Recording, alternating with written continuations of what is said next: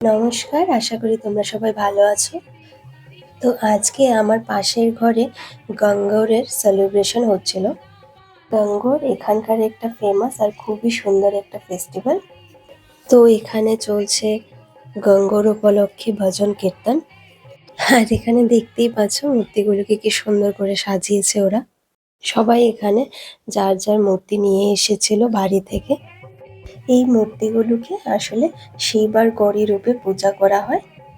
বিবাহিত মহিলাদের সাথে সাথে অনেক বিয়ের উপযুক্ত মেয়েরাও ফাস্ট রেখে এক টাইম খাবার খেয়ে 16 থেকে 18 দিন এই গঙ্গোর ব্রত বা পূজাটা করে থাকে।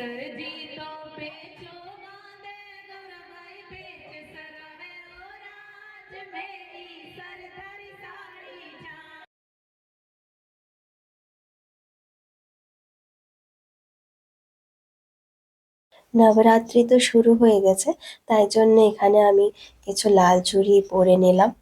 আমার কাছে চূড়াও রয়েছে, ভাবছি একদিন চূড়াটাও পরবো।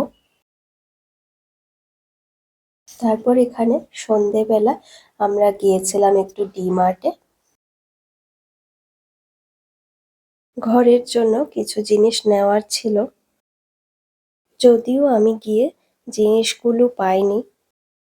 তারপর আমি এখান থেকে কিছু স্ন্যাক্স মানে এই বিস্কিট, মাখনা এইসব কিছু নিয়ে বাড়িতে চলে এসেছিলাম।